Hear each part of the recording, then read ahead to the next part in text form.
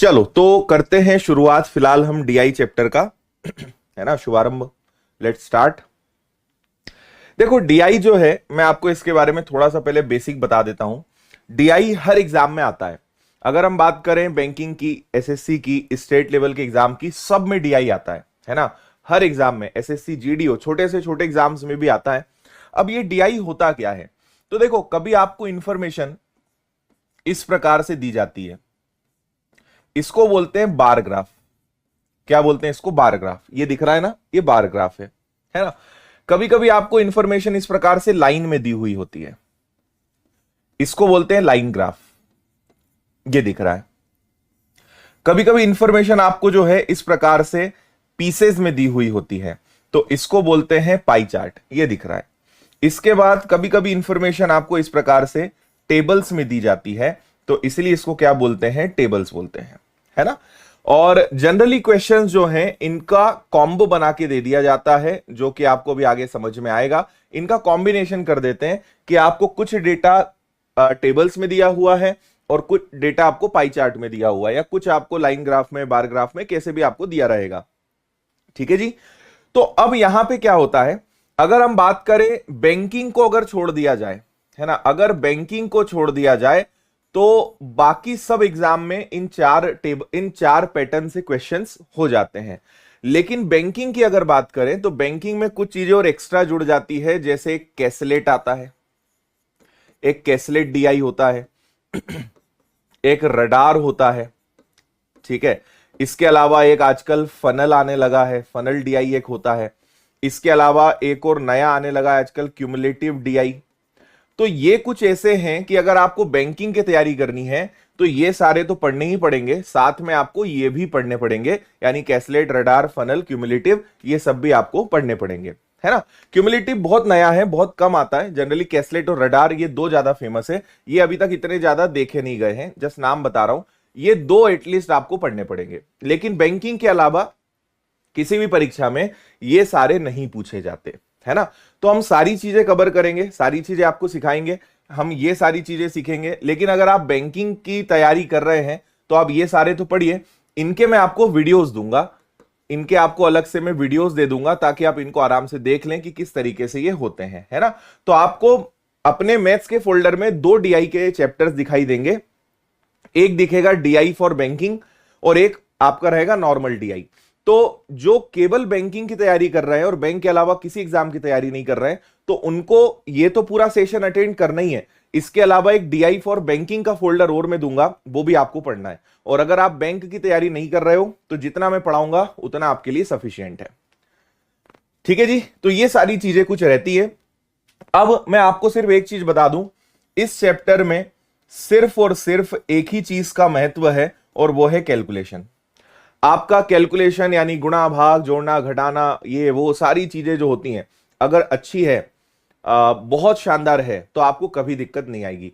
और आपके पास अभी भी समय है अपने कैलकुलेशन को अच्छा करने का, है ना, अपनी सारी चीजों को सुधारने का। और आप जब इस चैप्टर में देखोगे, कभी भी आप इनको देखकर ना डरे कि ये इनमें पता नहीं, ये दिखने में बड़े खतरनाक होते हैं, कुछ नहीं है। आप जब मेरे साथ दो तीन सवाल कर लोगे ना, तो आप में से जिन लोगों को डर लगता है, जिन लोगों को ऐसा लगता है कि सर ये तो हमें बड़ा कठिन दिख रहा है, आप बोलोगे सर ये बड़ा इंटरेस्टिंग है, और आप एग्जाम में कभी भी इस चैप्टर को छोड़ के नहीं आओगे, है ना। तो आप बस इसको अच्छे से पढ़िए, इत्मीनान से सारी चीजें सीखिए, बहुत अच्छे तरीके से आपसे परीक्षा में ये बनेगी। बिल्कुल डरने की जरूरत नहीं है। दो चार सवाल के बाद आप बोलोगे सर बस इतना ही आसान होता है, और उसके बाद आप क्या बोलोगे? आप बोलोगे सर बस कैलकुलेशन अच्छा होना चाहिए इस चैप्टर में, और कुछ भी जरूरी नहीं है ना। तो चलिए प्रश्नों की हम शुरुआत करते हैं। एक प्रश्न आपको दिखाई दे रहा है, इसको आप लोग एक बार जरा जल्दी से देख लो।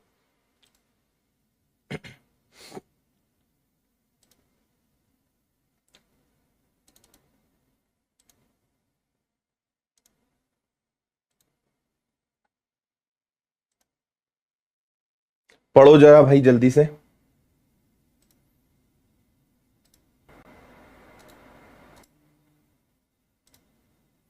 मैं यहां पे इस टेक्नोलॉजी का भी प्रयोग करूंगा, ठीक है। आपको इसमें मेरी आवाज आएगी, लेकिन मैं आपको दिखाई नहीं दूंगा, ताकि आपको डेटा क्लियर दिखे, अच्छे से दिखे।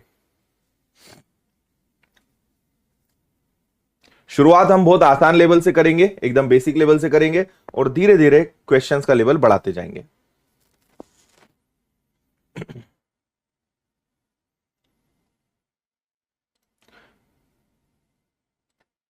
हाँ जी, पढ़ लिया आप सभी ने क्वेश्चन। देखिए, आपसे कहेंगे कि नीचे जो चार्ट दिया हुआ है इसमें सभी स्टूडेंट्स के आपको नाम और उनके नंबर्स यानी उनके मार्क्स दिए हुए हैं, किसने कितने मार्क्स जो हैं प्राप्त किए हैं, है ना। लेकिन एक छोटी सी बात आपको समझनी है।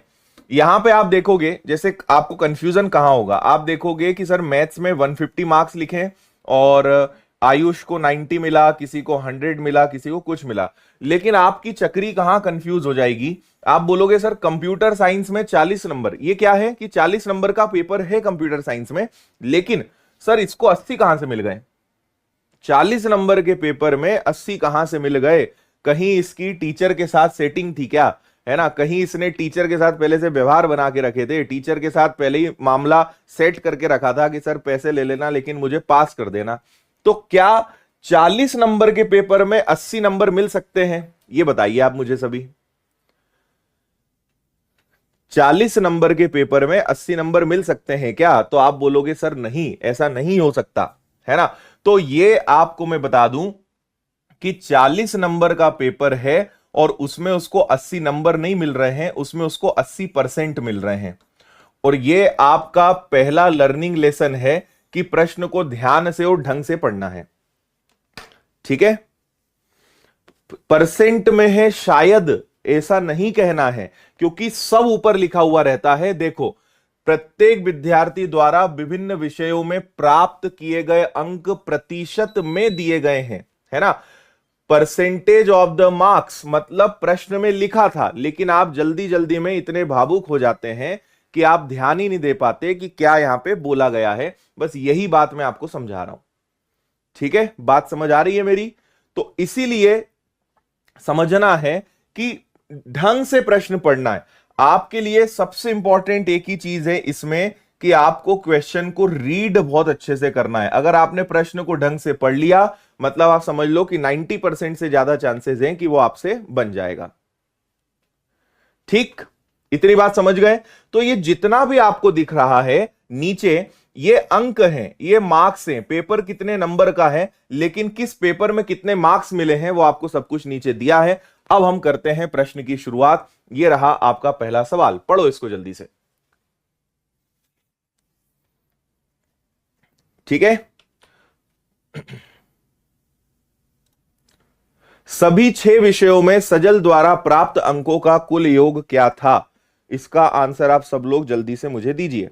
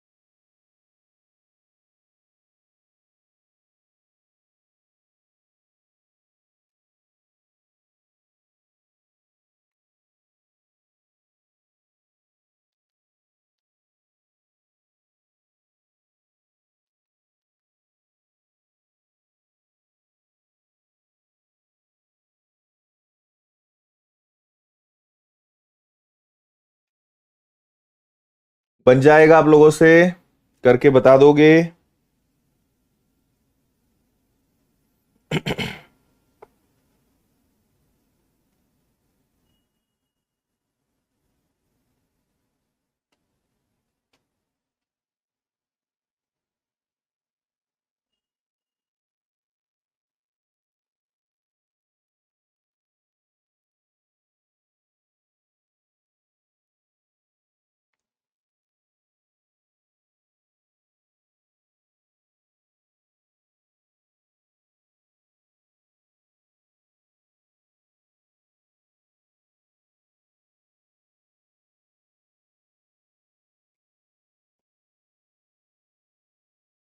फोर 49 इसका बिल्कुल करेक्ट आंसर है।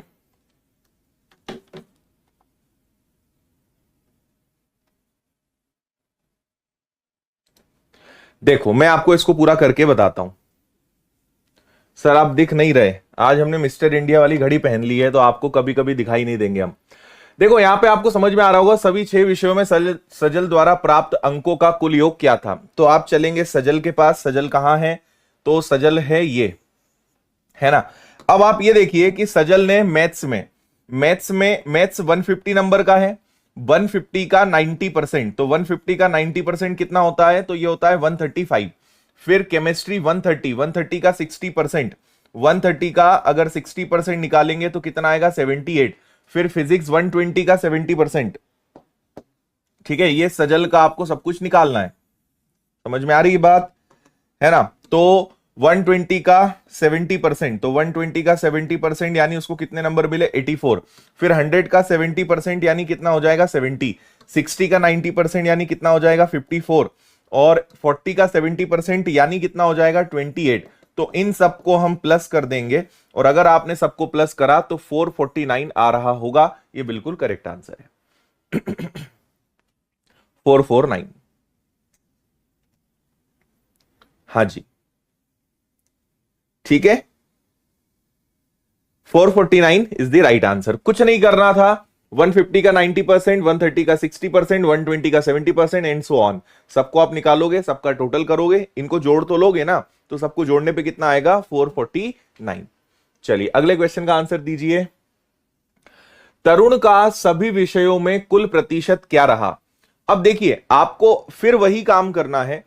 पहले आपको पता करना है तरुण का कि तरुण के टोटल मार्क्स कितने हैं, तरुण ने कुल कितने अंक प्राप्त करे।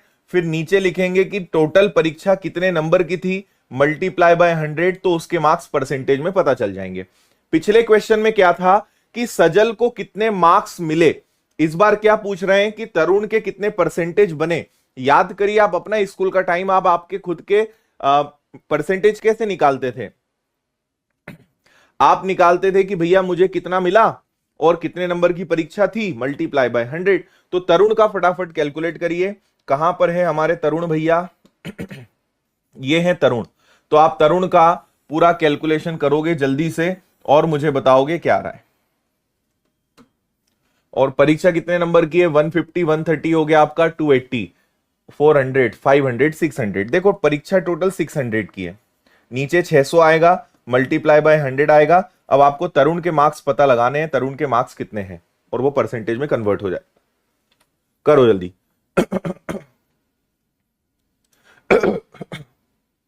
सॉरी।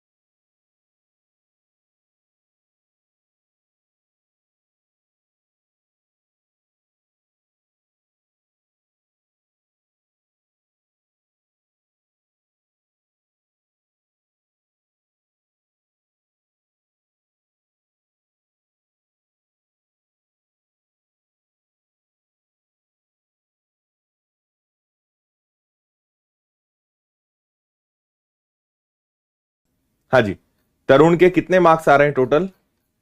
66.5, 66.1।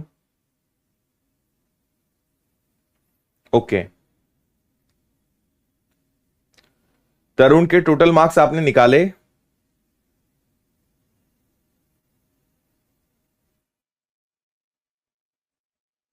हाँ,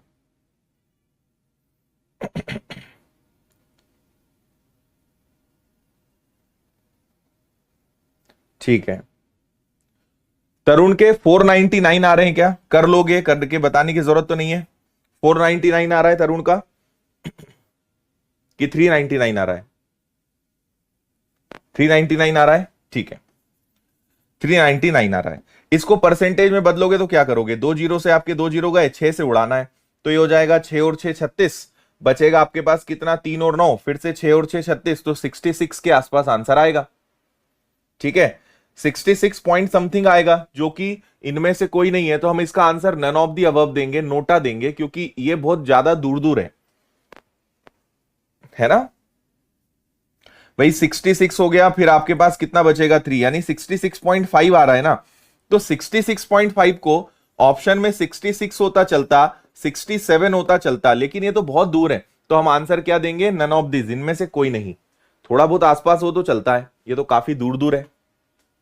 नेक्स्ट क्वेश्चन, सभी 7 विद्यार्थियों द्वारा भौतिकी में औसत अंक क्या है? आपको फिजिक्स के एवरेज मार्क्स निकालना है। ये रहा फिजिक्स, और ये रहे उनके सभी स्टूडेंट के परसेंटेज। ठीक है, अब आप यहां क्या कर सकते हो? फिजिक्स का आपको एवरेज निकालना है, तो हम क्या करेंगे कि भाई 120 का एक बच्चे ने 90% लाया, तो उसके मार्क्स आ जाएंगे। फिर अगला आप क्या करोगे? 120 का 80% लाया, तो दूसरे बच्चे के मार्क्स आ जाएंगे। सबको आप प्लस करोगे, तो आप पहले तो पूरा परसेंटेज निकालोगे, और आखिरी में कितने स्टूडेंट हैं? 1 2 3 4 5 6 7, तो लास्ट में जो भी आएगा उसको 7 से डिवाइड करोगे। तो हम एक काम करते हैं, फिजिक्स टोटल कितने नंबर का है? 120। आप इन सबका टोटल करिए कि फिजिक्स में उसके टोटल, इन सबका टोटल कितना आ रहा है, और जो भी आएगा उतना परसेंट निकाल के किससे डिवाइड कर देंगे? 7 से, तब भी तो एवरेज मिल सकता है, औसत तो तब भी मिल जाएगा। 417 नहीं है, 399 ही आ रहा है। सही है, 399। तो हम क्या करेंगे? चलो इनको टोटल कर लेते हैं। तो इनका अगर आप टोटल करोगे, 5 और 5 10 का, 0 कैरी हो जाएगा 1, है ना। तो ये हो गया 9 + 1 10, 18, 18 में आपने 7 जोड़ दिया। 25, 25 में आपने 8 जोड़ दिया, तो ये कितना हो गया आपका? 33, 33 में आपने 8 जोड़ दिया। 41, 41 में 6 जोड़ दिया आपका 47, 47 में आपने 5 जोड़ दिया, तो ये कितना आ गया? 47 में 5 जोड़ दिया तो 520 आ गया। एक बार चेक कर लो, इन सबका टोटल 520 आ रहा है। तो अब हम क्या करेंगे? इसका 520% निकाल देंगे, बात बन जाएगी अपनी।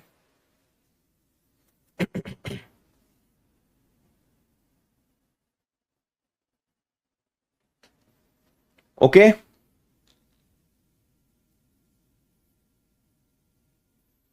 हाँ।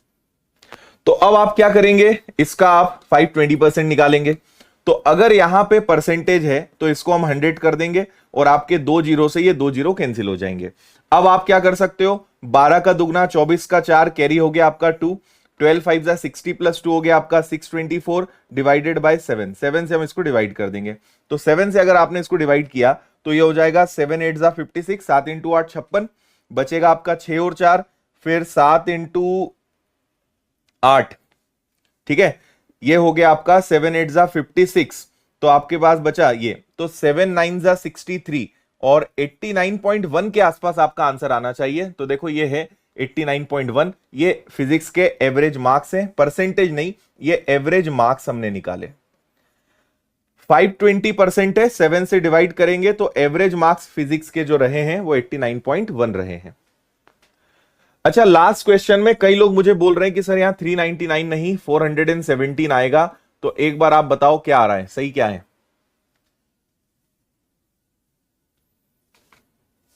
कुछ लोग 399 बोल रहे हैं, कुछ लोग 417 बोल रहे हैं। 89.1, इसका तो खैर आंसर अपना करेक्ट है, कोई दिक्कत नहीं है। बात क्लियर है सभी को?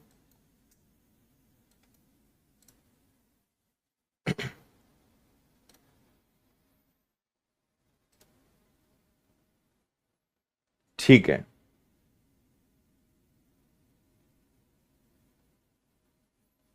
417 ही आएगा।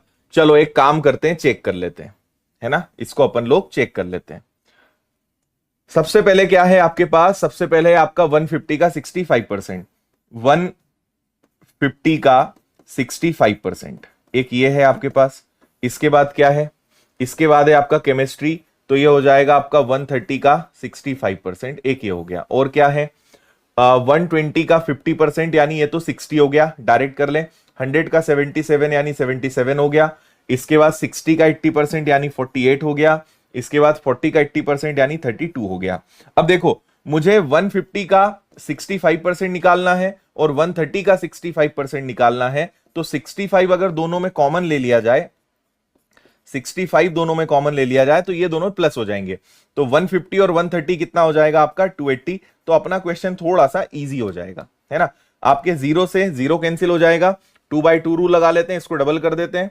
इसका डबल हो जाएगा आपका 56 और इसका सॉरी इसका डबल करना पड़ेगा, तो ये हो जाएगा आपका 130 और इसका हाफ करेंगे यानी कितना हो जाएगा 14। और आपका जीरो से जीरो कैंसिल हो जाएगा, तो 13 14 यहां पे आ जाएगा। तो ये हो जाएगा आपका कितना, 2 कैरी हो जाएगा 4, 13 14 तिया 42 का 2 4, 14 और 4 कितना हो गया 182। तो ये आपका इन दोनों का योग कितना आ रहा है 182। सबका टोटल कर लेते हैं। तो 8 और 7 15, 15 में आपने 4 जोड़ दिया 9, कैरी हो जाएगा 1, है ना। 7 और 6 13, 13 में आपने 4 जोड़ दिया तो ये आ गया आपका 17, 17 में 3 जोड़ दिया 20, 28 और 1 29 का 9, और फिर से कैरी हो गया आपका कितना 2, 399। 399 बिल्कुल सही है। जिन भी सज्जन को बड़ी तकलीफ हो रही थी, बहुत गलत बात है यार, तुमने सबका टाइम वेस्ट करवाया, है ना। ये आपका क्या आ रहा था, ये आपका 66.5 आ रहा था। 399 बिल्कुल सही है। चलिए आगे बढ़ते हैं, क्वेश्चन नंबर 4 पे चलते हैं, इसको देखिए जल्दी से।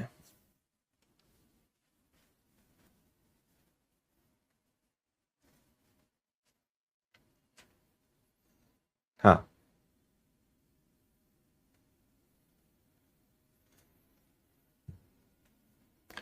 और क्या है, कई लोग गलत को भी इतने कॉन्फिडेंस से बोलते हैं कि सही लाने वाले कंफ्यूज हो जाएं कि यार वास्तव में अपन गलत तो नहीं कर रहे हैं।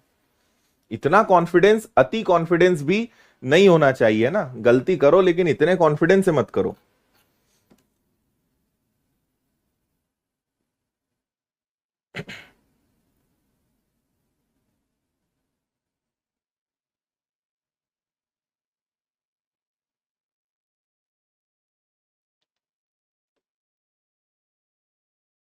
हम्म,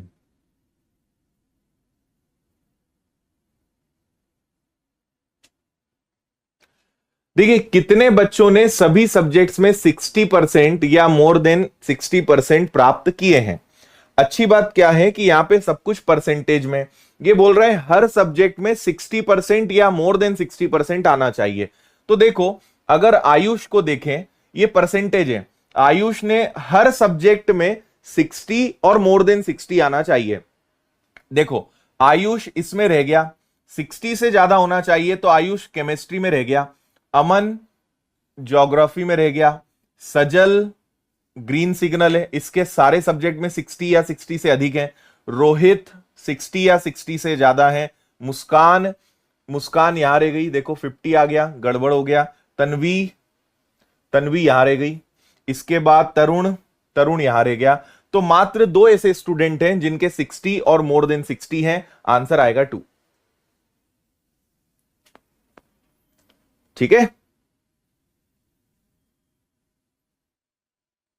चलो, 3 स्टूडेंट क्यों होंगे भाई, 60 या मोर देन 60 आना चाहिए ना, तो ऐसे दो ही स्टूडेंट होंगे जिनके सारे सब्जेक्ट्स में 60% या मोर देन 60% है।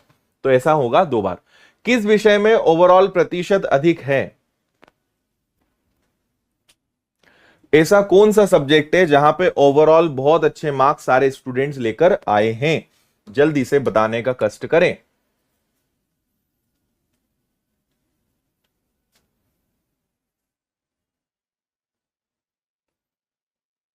हम्म, कोई दिक्कत नहीं होगी भाई, डोंट वरी।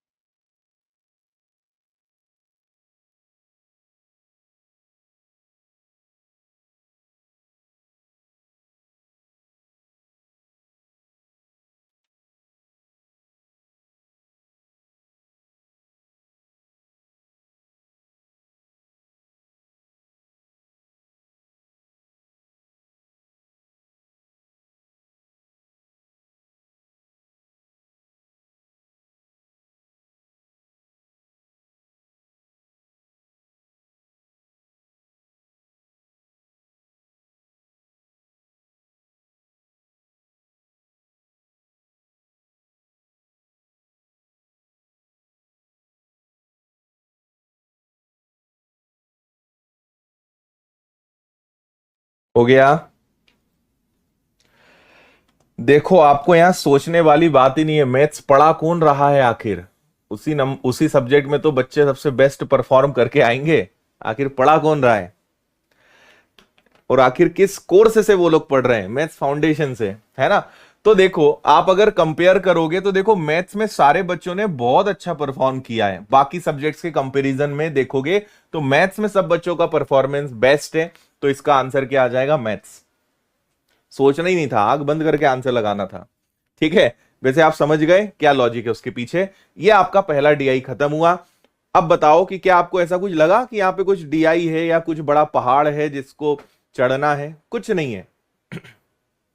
ठीक है, प्रश्न को पहली स्टेप क्या है, क्वेश्चन को बहुत अच्छे से समझना कि what is the given in the question, question में क्या क्या दिया हुआ है उसको प्रॉपर रीड करिए। दूसरा काम, क्वेश्चन को ढंग से पढ़िए और देखिए क्या डेटा बोला है, और अंतिम काम होता है कैलकुलेशन, इसके अलावा कुछ भी नहीं है। ठीक है जी, चलिए अगला, इस पे एक बार आप नजर घुमा लें, एक बार जल्दी से इसको देख लें, फिर हम इसकी भी बात करते हैं, इसके बारे में भी बताते हैं। Just have a quick look. दो कंपनीज हैं ए और बी, और उनका ईयर वाइज प्रोडक्शन दिया हुआ है विच इज इन लैक्स, लाखों में किसने कितना उत्पादन किया है वो दिया है यहां पर 2004 2005 से लेकर 2011 तक। ओके, अरे ये क्या हो गया,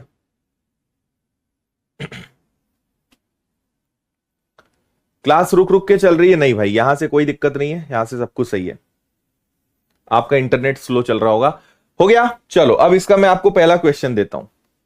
अब ये क्या हो गया, ये लाइन ग्राफ हो गया। ये शायद कुछ लोगों को थोड़ा कम दिखाई दे, तो मैं इसको ऐसा कर देता हूं।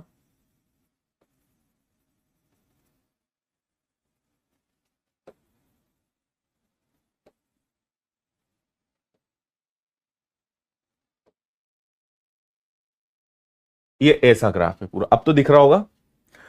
कंपनी ए की 2004 से 2005 तक उत्पादन में कितने प्रतिशत की कमी हुई है। ठीक है, तो हम चलते हैं कंपनी ए पर। अब ए मतलब यहां पे क्या है, ए का मतलब है राउंड, जो राउंड है वो कंपनी ए है। ठीक है, तो कंपनी ए का 2004 से हमें कहां जाना है, 2005 पे जाना है।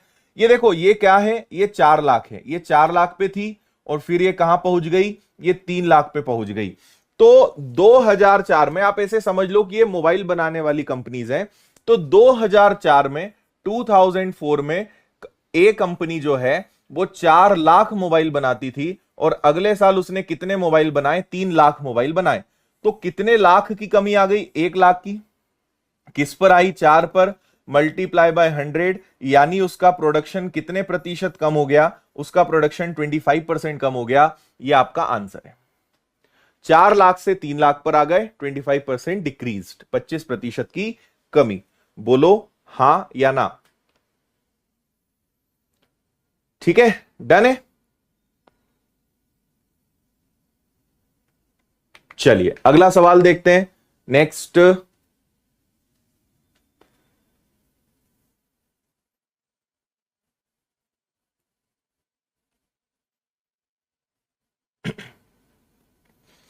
(2010) की तुलना में 2011 में कंपनी बी का उत्पादन कितने प्रतिशत था। चलो आपको एक और जादू दिखाएं अब।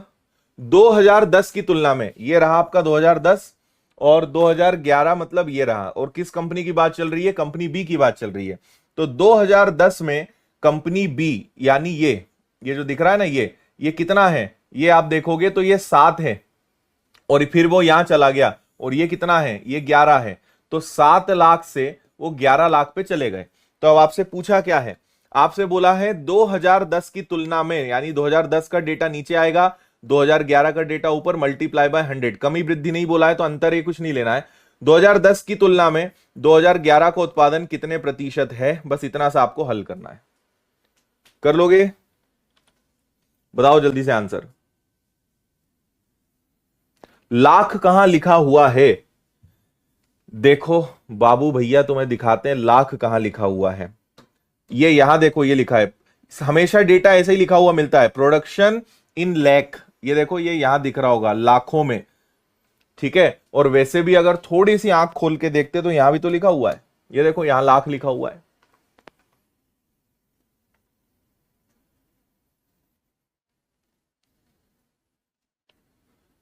हाँ, आ गया। तो इसको आप सॉल्व करोगे तो ये आ जाएगा आपका 1100/7।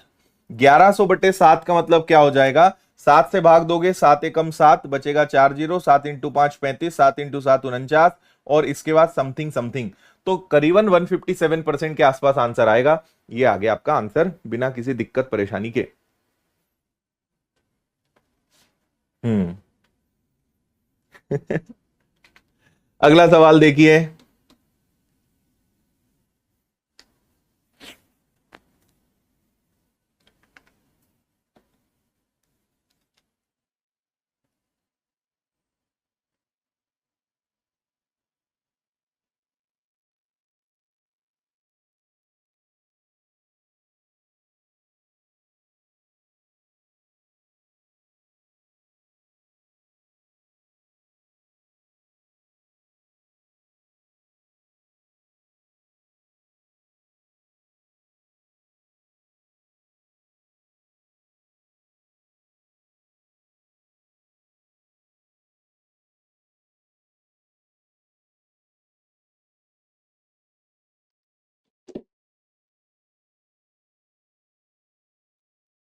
कंपनी ए की किस वर्ष में प्रतिशत वृद्धि या कमी सबसे ज्यादा थी, मतलब एक आपको डेटा देखना है, ऐसा कौन सा ईयर था जिस साल उसका प्रोडक्शन या तो एकदम से बहुत ऊपर गया हो या एकदम से बहुत नीचे गया हो।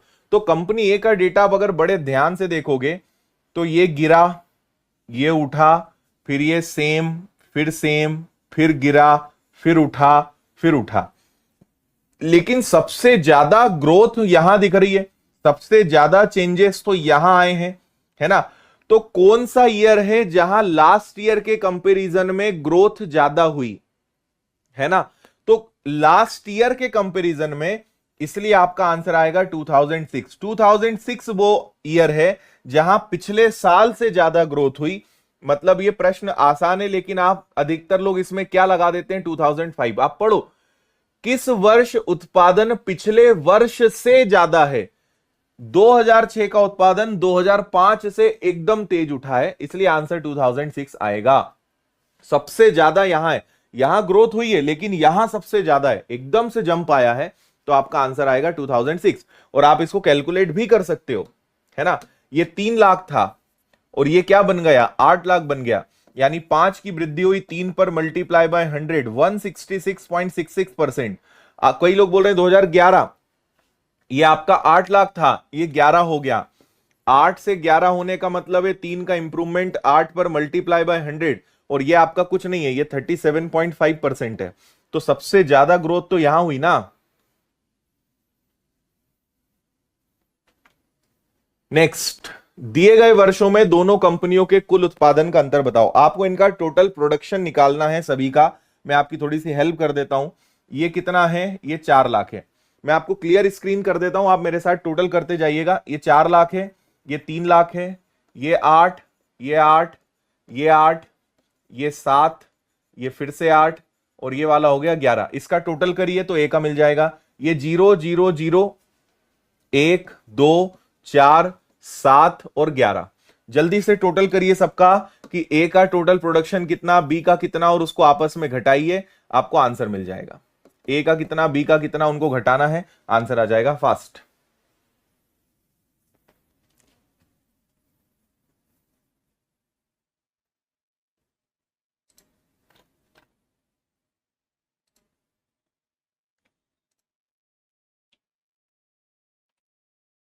हो गया।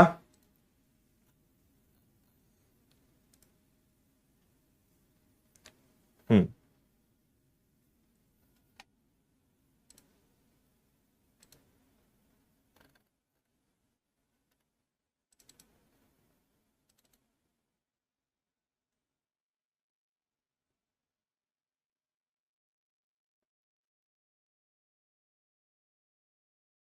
क्या आ रहा है ए और बी का, जल्दी से ये भी बताओ मुझे।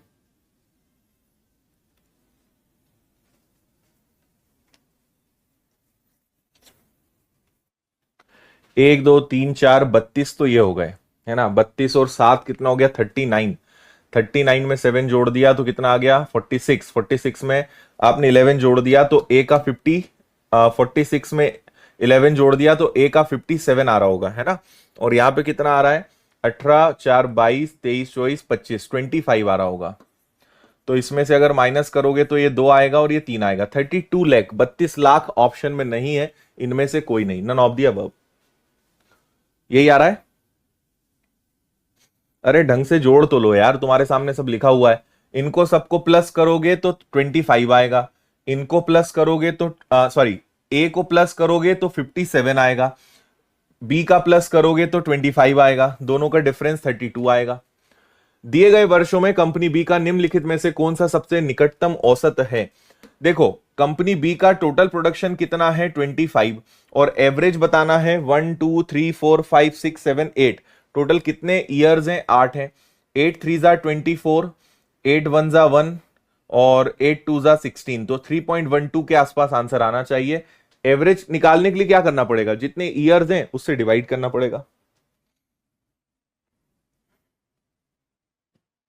हम्म,